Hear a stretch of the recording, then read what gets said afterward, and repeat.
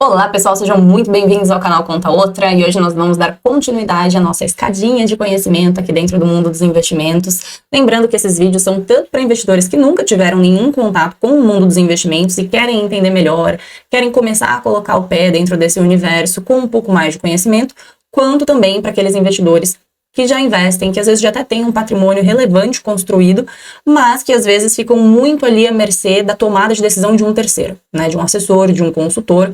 Sempre falo que, por mais que você tenha um excelente assessor, um excelente consultor por trás, te auxiliando, te direcionando, é sempre muito importante você saber o mínimo sobre determinadas coisas, né? Porque no final do dia o patrimônio é seu, o dinheiro é seu, então a responsabilidade também tem que ser sua. Eu acho complicado a gente colocar na mão de um terceiro 100% da responsabilidade da tomada de decisão do nosso patrimônio, né? Às vezes isso pode acabar trazendo alguns prejuízos pra gente, por melhor que o seu assessor seja, por melhor que o seu consultor seja. É importante você saber o suficiente para poder falar, não, isso não me serve, ou sim, isso me serve. Beleza? Bom, nós já construímos aqui uma trilha de aprendizagem, agora nós vamos falar do último ponto dentro do universo da renda fixa. E depois nós vamos começar a falar já de renda variável, tá? Então eu vou trocar a tela aqui para ficar mais fácil da gente enxergar. O tema de hoje será FDIC, tá? O que é FDIC, gente? Assim, provavelmente se você já investe, você já ouviu falar sobre isso. Se você ainda não investe, provavelmente vai ser a primeira vez que você vai ter esse contato. O nome assusta, né? Principalmente quando a gente fala FDIC são direitos creditórios. Não faço a menor ideia, né? Vamos desmistificar, entender, simplificar o que é esse universo de FDICs que eu, inclusive, adoro, tá? Deixa eu pegar a minha ponteira aqui para facilitar. Vamos lá. Acho que vocês estão me vendo bem, né? Bom, vamos lá. Quando a gente começou a falar de renda fixa, o primeiro passo aqui dentro foi falar de tesouro direto. Então, basicamente, emprestar dinheiro para o governo, né? Aquele ativo que nós chamamos de ativo livre de risco. Depois, eu falei que nós íamos adicionar um nível de risco na nossa escada, né? E iríamos, então, para os créditos bancários, ou seja, emprestar dinheiro para um banco. Estou comprando um CDB, uma LCI, uma LCA. Aqui nós temos a garantia do FGC por trás, seguindo algumas regras, mas ainda assim aumentamos um nível de risco em relação aos títulos públicos. Na sequência, aumentando mais um degrau no nível de risco, nós vamos para as debêntures, que foi o tema do vídeo da aula passada, né? Então, nós não emprestamos agora dinheiro para um banco, e sim para uma empresa. Estamos falando dos créditos corporativos, né? Então, uma empresa que quer, às vezes, construir um novo chão de fábrica, contratar novas pessoas, né? Investir na sua própria operação, ela pode ir ao mercado pedir dinheiro emprestado em troca de uma taxa de juros que vai ser paga no futuro. Beleza? Então, o racional, vocês percebem que é sempre o mesmo, né? Emprestar dinheiro para alguém. Se você empresta dinheiro para o governo, você vai comprar através de um título público. Se você empresta dinheiro para um banco, você vai comprar um crédito bancário. Se você empresta para uma empresa, você vai comprar uma debênture ou você vai investir no FDIC, porque o FDIC também é um crédito corporativo, mas a estrutura dele é diferente de uma debênture. Então, quando nós vamos para os FDICs, que agora sim é o foco dessa aula, nós aumentamos mais um nível de risco nessa escadinha ainda dentro da renda fixa, mas continuamos emprestando dinheiro para uma empresa. Eu vou explicar para vocês como é que isso funciona. Já antecipo, eu adoro essa parte de FDICs. Foi um mercado que cresceu muito nos últimos anos e vocês vão entender o porquê. É um produto que é muito diversificado, que traz uma consistência de resultado para portfólios muito interessante, mas, dado a dificuldade de fazer análise desses ativos, nós estamos falando ainda de um investimento que apresenta um nível de risco superior às debêntures, porque quando mal selecionado pode sim dar dor de cabeça, tá? Mas aí a gente vai falar sobre isso e eu vou explicar como que vocês podem fazer para diluir o risco de selecionar produtos ruins para a carteira de vocês, tá bom? Bom, vamos lá. O que são FDICs no geral? O que é esse direito creditório? Nada mais é do que recebíveis. Direito de receber alguma coisa no futuro. Como assim, Mai? Bom, vamos lá. Vamos supor que eu tenho uma empresa XPTO e essa empresa, ela recebe os pagamentos dela, né? Ela faz a venda para os clientes dela e os clientes dela pagam parcelado para essa empresa, certo? Seja empresa do que for. Os clientes vão pagar parcelado para ela. Só que pensa que eu vendi esse celular. Eu vendi esse celular aqui para alguém e ele vai me pagar parcelado, essa pessoa. Só que esse celular, ele já saiu da minha empresa, né? Ele já não tá mais no meu estoque, já foi entregue. Só que o dinheiro que eu vou receber dele só vai vir, sei lá, em 10 meses, em 12 meses. Ou seja, eu tenho um direito de receber, né? Eu tenho um recebível em relação a esse celular. Alguém vai me pagar isso no futuro, um pouco, mês a mês. Só que vamos supor que eu, vendendo celular, eu quero expandir a minha operação, eu quero ir para outros estados, outras cidades, quero contratar mais pessoas, eu preciso pegar dinheiro emprestado. O que eu posso fazer? Eu posso pegar todos os recebíveis, ou seja, todas essas compras parceladas que eu vendi, e eu posso vender para um estruturador, para um gestor.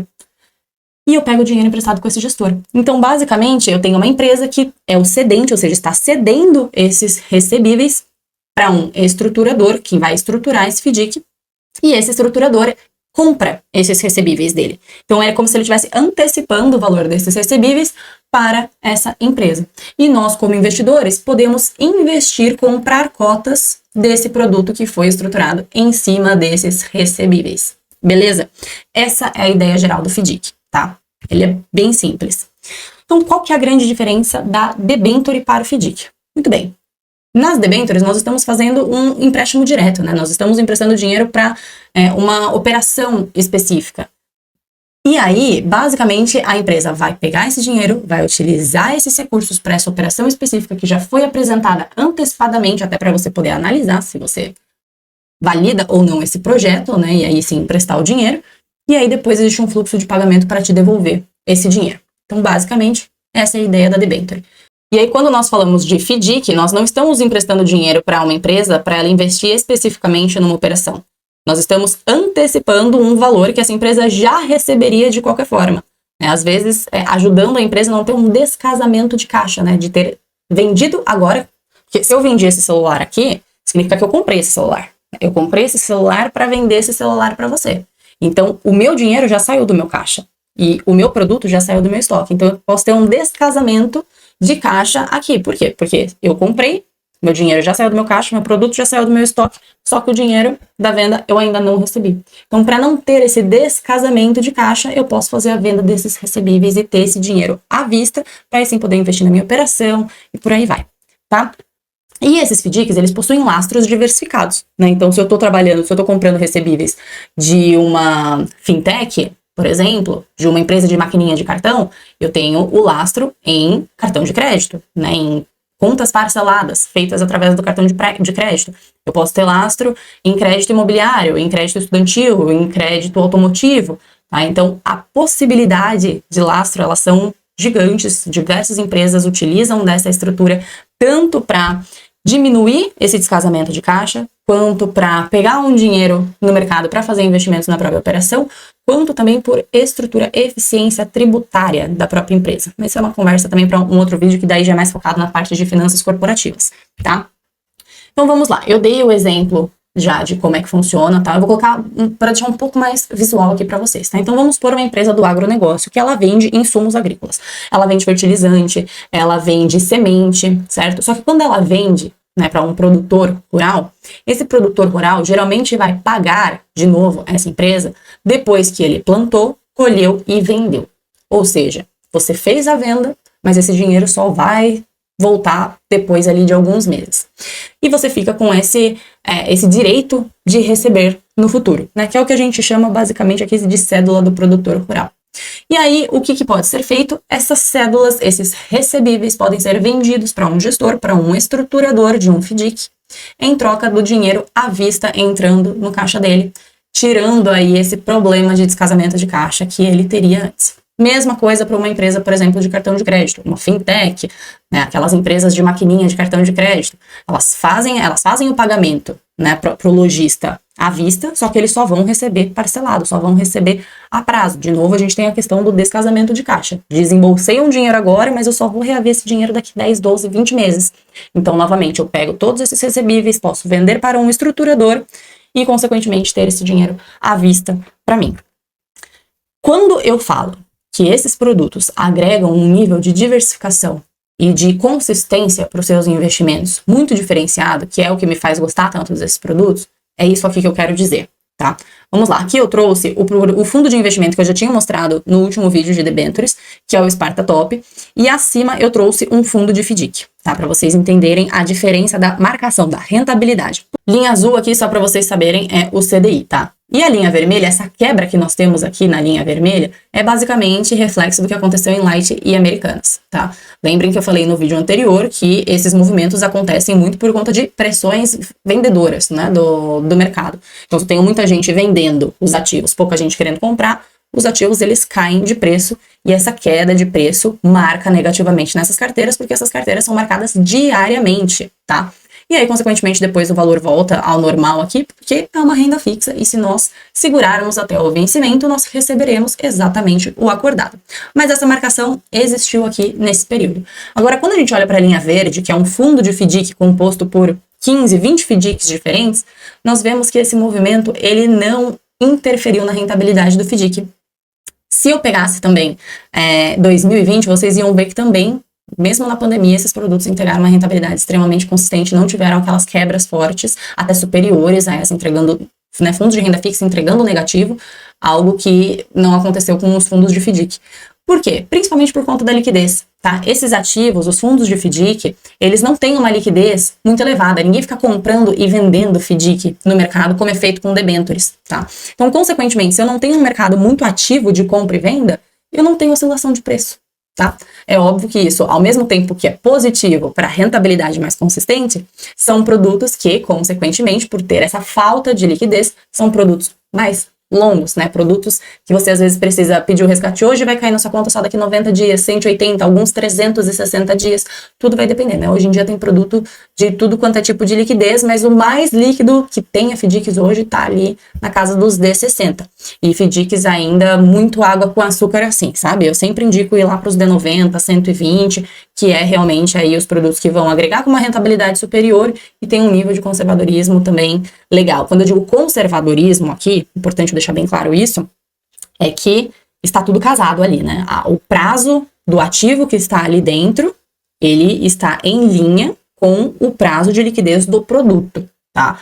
Então, vamos supor, nós tivemos casos no mercado, deixa eu até trocar de tela enquanto eu tô falando aqui com vocês. Nós tivemos casos no mercado de fundos de FDIC que tinham ali um prazo de 90 dias para resgate, mas que os ativos ali dentro tinham uma liquidez muito menor do que isso. O que significa? Que para conseguir vender os ativos que estavam lá, 90 dias era pouco, precisava de mais, precisava de 180, 200 dias. E aí o que acontece? Um FDIC deu um problema, as pessoas com medo pediram resgate e o fundo não conseguiu arcar com esse nível de resgate porque os ativos que estavam ali dentro não eram tão líquidos quanto o prazo do fundo em si, né, um D90.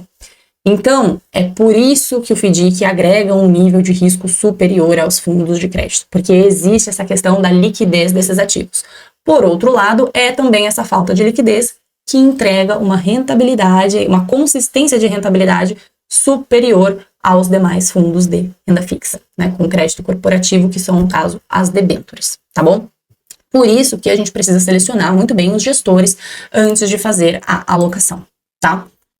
Então tá, falei isso tudo. Como que eu escolho um FDIC então? Então eu vou dar algumas dicas para vocês selecionarem um bom produto de investimentos, tá? Primeira coisa, vocês olharem o histórico desse produto.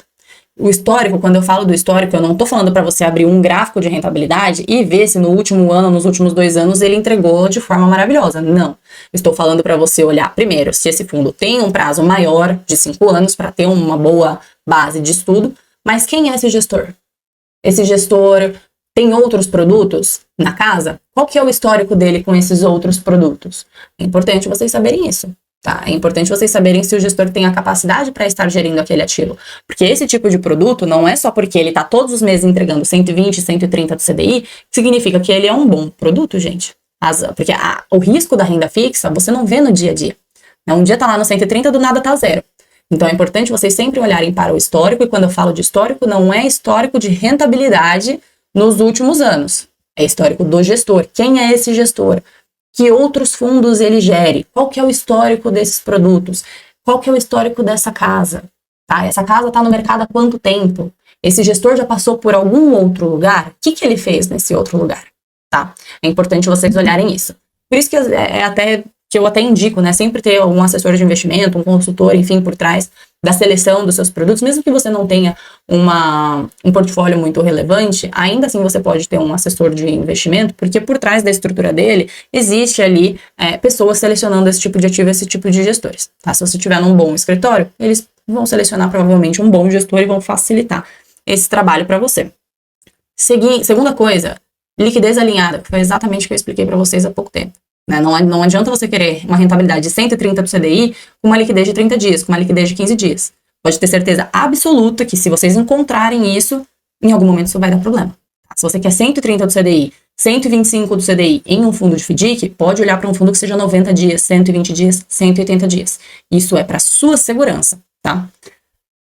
Vamos lá. Próxima, estrutura de cotas. Os fundos de FDIC, eles são divididos em basicamente 3 cotas no geral. A cota subordinada, que seria a cota que dá sustentação, geralmente quem estrutura o FDIC fica com a cota subordinada, que é a cota que tem o maior risco e, consequentemente, também a maior possibilidade de retorno, a cota mezanino e a cota sênior. No geral, a maior parte dos FDICs hoje no mercado, ou você tem apenas cota sênior, ou você tem uma parcela de sênior com mezanino.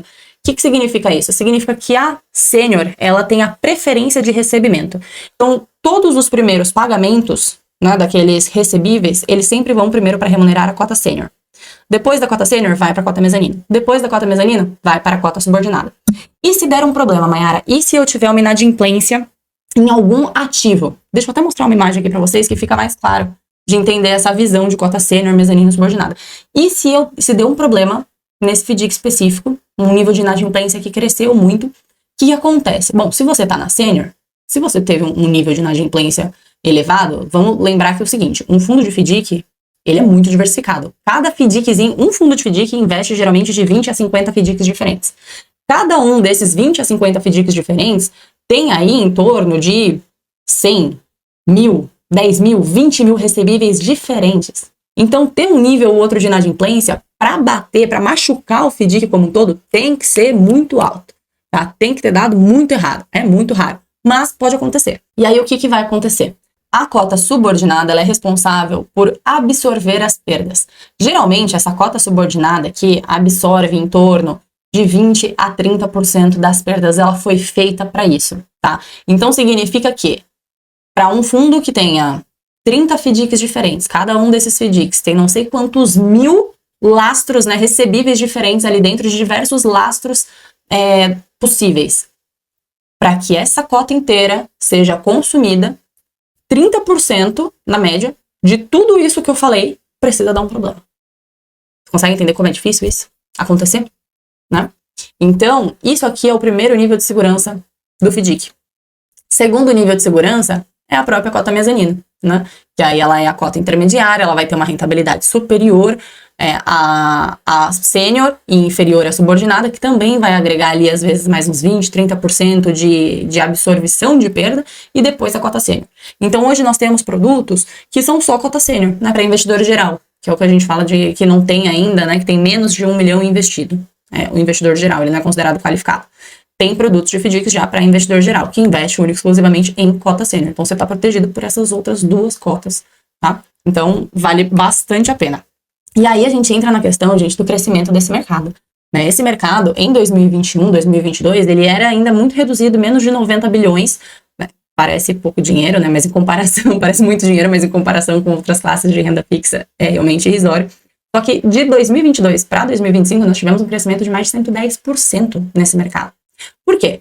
Porque lá em 2020 nós tivemos as movimentações ali pós-pandemia no crédito privado, onde os investidores descobriram pela primeira vez que renda fixa não é fixa. E aí, consequentemente, depois nós tivemos Americanas e Light em 2023, que reforçou o fato da renda fixa não ser fixa. E aí, quando eles olhavam, né, faziam uma comparação com os fundos de FDIC, eles percebiam ali a consistência que os fundos de FDIC traziam, que os fundos de debêntures não conseguiam trazer nesses cenários mais drásticos, obviamente, né, que são muito pontuais e que passam aí em 2, 3 meses no geral. Mesmo uma pandemia durou aí 2 meses de marcação negativa. Mas ainda assim, assusta o investidor mais conservador. E o FDIC acabou ganhando uma projeção muito grande nesse cenário. Foi um mercado que cresceu demais e com toda razão, né? Por conta de todos esses benefícios que eu comentei para vocês, é natural que ele tenha crescido tanto. E agora também por conta disso, a resolução 175 da CVM, né, a nova resolução da CVM veio para regular ainda mais esse mercado, para trazer ainda mais transparência e também para trazer para o varejo uma oportunidade que antes era muito voltada só para investidores profissionais, investidores de alto patrimônio, né? Só investidores de grande patrimônio, geralmente mais de 10 milhões, conseguiam investir em estruturas como essas antes. E quando a gente tem essa mudança de regulação, essa alteração da regulação, a gente consegue trazer para o varejo uma estrutura que antes era só voltada a investidores com patrimônio muito mais elevado, tá? Então, gente, essa é a ideia do FDIC. Como eu comentei, ainda dentro do mundo da renda fixa, estamos ainda emprestando dinheiro para uma empresa, mas a forma que esse dinheiro chega na empresa é diferente, né? Eu não estou emprestando direto para ajudar ali num projeto, para fazer um investimento num projeto, mas sim antecipando um determinado valor que ela já receberia no futuro.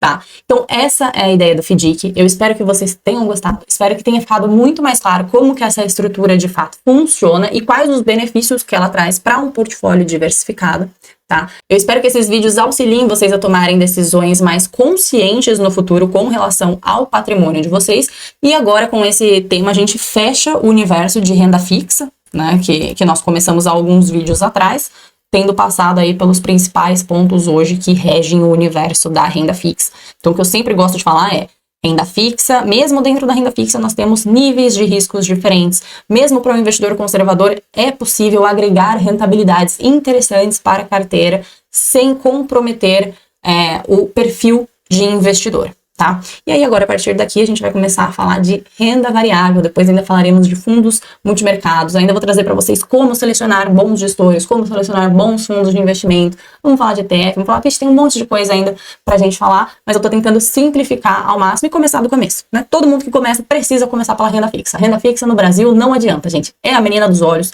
somos um país de juros altos e, consequentemente, a renda fixa paga bem, não é mesmo? Então, vamos aproveitar o que ainda temos de bom no Brasil, né? Porque quando o Brasil realmente se tornar bom, a nossa renda fixa vai estar ruim. Mas é o preço que se paga. Eu prefiro um país melhor do que uma renda fixa tão boa assim, certo? Então é isso, gente. Se vocês gostarem, compartilhem esse vídeo com quem tá querendo aprender mais, curtam, comentem, auxiliem no crescimento desse canal, porque daí eu posso trazer todos os dias mais informações do tipo para vocês. É isso, eu vejo vocês na próxima. Tchau, tchau.